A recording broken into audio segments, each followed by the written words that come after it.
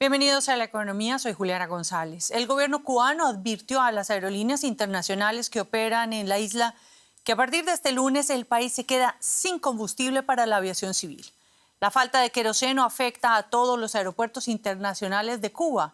Air Canada ya suspendió sus vuelos a la isla y anunció que enviará aviones vacíos para repatriar a unos 3.000 clientes. Por su parte, Iberia y Air Europe anunciaron que sus vuelos entre La Habana y Madrid agregarán una parada técnica para cargar combustible en Santo Domingo, República Dominicana. La isla enfrenta una gravísima crisis energética tras el fin del suministro de petróleo por parte de Venezuela, luego de la caída de Nicolás Maduro y ante las amenazas de Washington de imponer aranceles a los países que le vendan petróleo, entre ellos México. Calles desiertas en La Habana. La vida se ha vuelto cada vez más difícil a medida que empeora la crisis energética. Ahora se limita la venta de gasolina a un máximo de 20 litros, gestionada por el sistema Ticket. Lo mismo ocurre con el transporte en autobús y en tren. La situación del combustible acá está caótica, cada vez está caótica. Antes se podían conseguir en CUP y en USD, pero ya ahora... también por la aplicación del ticket, ya también se ha reducido. La situación del combustible está caótica, no hay combustible. Aquí habían 30, 40, 50 carros, ahora están trabajando 4 o 5 carros porque no hay combustible. Pero bueno, vamos a ver qué pasa. Ahora me comentaban que es con ticket y que son 20 litros. Vamos a ver cómo hacemos para, ¿sabes? Para trabajar, para seguir trabajando. El gobierno ha impuesto más medidas de emergencia. A partir del martes ya no repostarán aviones en la isla caribeña y en las empresas estatales se introducirá la semana laboral de 4 días, según anunció el viceprimer ministro en la televisión estatal. Nosotros tenemos dos frentes fundamentales que atender en la situación actual. Uno de ellos es la producción de alimentos y el otro es la generación de electricidad. Cuba solo produce alrededor de 1/3 de su propio consumo eléctrico y depende de los suministros de países como Venezuela, México o Rusia. Los cubanos ya tienen mucha experiencia con los cortes de electricidad, pero muchos esperan ahora ayuda del exterior. México ha enviado 2 buques de ayuda de la Armada cargados con alimentos básicos como leche, carne y frijoles.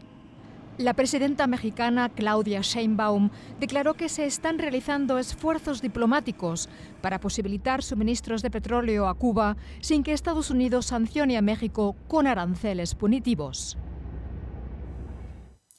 Y hacemos un repaso de otras noticias del día en formato breve.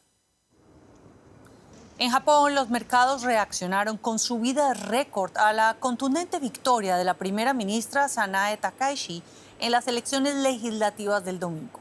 El principal índice de la bolsa de Tokio, el Nikkei, se disparó un 3,89% y cerró por primera vez por encima de los 56.000 puntos. El programa de la conservadora Takaichi prevé, entre otras medidas económicas, una fuerte bajada de impuestos. En España, la huelga del sector ferroviario que empezó este lunes ha sido desconvocada por los sindicatos mayoritarios. La protesta exigía mayor seguridad tras los accidentes que causaron casi 50 muertos a mediados de enero. El anuncio llega en plena primera jornada de huelga con cancelaciones, alteraciones y retrasos. Los bonos del Tesoro de Estados Unidos aumentaron sus pérdidas después de un reporte que sostenía que las autoridades reguladoras de China habían aconsejado a los bancos del país asiático a limitar la compra de activos estadounidenses. La agencia Bloomberg reportó que funcionarios chinos habían pedido a las instituciones financieras del país reducir la cartera de bonos estatales de Estados Unidos, apuntando a la necesidad de diversificar riesgos. La medida, sin embargo, llega en momentos de crecientes dudas en los mercados sobre el atractivo de los activos estadounidenses debido a las impredecibles políticas económicas del presidente de Estados Unidos, Donald Trump. Brasil y la India, por su parte, redujeron en los últimos meses su tenencia de bonos del Tesoro estadounidense. Diversificar riesgos, pero en un ambiente de tensión que ha dado lugar a movimientos que se han calificado como la venta de América, pérdida de atractivo de los activos en los Estados Unidos. Y esto lo comentamos con nuestra analista Ana Nieto en Nueva York, a quien tengo el gusto de saludar. Ana, cuéntanos, ¿Es la llamada venta de América un paso más en la pérdida de confianza en el liderazgo de los Estados Unidos? No parece, Juliana, que esta sea una respuesta a una crisis geopolítica que sí ha dado lugar antes a mucha volatilidad en el último año, sino parte de la creciente preocupación que existe sobre la fortaleza, más bien la debilidad del dólar y la creciente deuda del país, además del cambio en la Reserva Federal. En cuanto al dólar, y pese a las palabras del secretario del Tesoro sobre el mantenimiento de una política de dólar fuerte, el presidente Trump suele decir que no le importa la debilidad de esta divisa y que además es una ventaja competitiva para los exportadores de este país, que es algo que le preocupa bastante. También el dólar ha caído un 10% en el año 2025 frente a la cesta de las mayores divisas globales. La deuda supera ya los 38 billones de dólares. Ha crecido muy rápidamente y equivale a algo más del 124% del PIB anual. Los pagos de intereses de la deuda son el segundo mayor gasto del presupuesto de Estados Unidos, por debajo de las pensiones, por encima del presupuesto de defensa. Y la inclinación de la curva de los rendimientos de la deuda muestra que esta preocupación se está alimentando además con la idea de que se perfila como presidente de la Reserva Federal una persona que dice que quiere rebajar el balance de la Reserva Federal, es decir, que habrá menos presión compradora por parte de la Fed cuando se está emitiendo todavía muchísima deuda. Bueno, Ana, presión hay mucha, pero también movimientos en el mercado de la deuda y no solo de la pública, en este caso de una empresa privada como Alphabet, que vuelve a emitir deuda por segunda vez en 4 meses. ¿Cuáles son los detalles? Sí, Alphabet, que es la matriz de Google, emitió deuda por valor de 17.100 millones de dólares en noviembre y ha vuelto a atraer a muchos inversionistas ahora porque pone a la venta otra vez 15.000 millones. Todo ello para financiar millonarias inversiones en infraestructura de inteligencia artificial.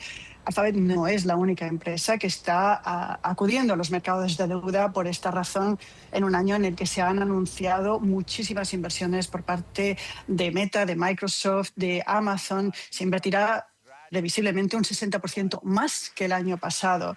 Lo que es más interesante es que este tramo de deuda de Alphabet quiere vender bonos de distintas divisas y plantea una parte en libras esterlinas y con un vencimiento a 100 años, algo que no ocurría desde hace 30 años y básicamente es decir que la inteligencia artificial ha venido para quedarse. Ya veremos cómo evolucionan esas deudas y la inteligencia artificial. Ana Nieto, muchas gracias y hasta pronto. Gracias, Juliana. Y a propósito de tecnológicas, la Comisión Europea ordenó este lunes al grupo estadounidense Meta que permita en su servicio de mensajería WhatsApp no solo su propio chatbot, sino también proveedores de inteligencia artificial de la competencia.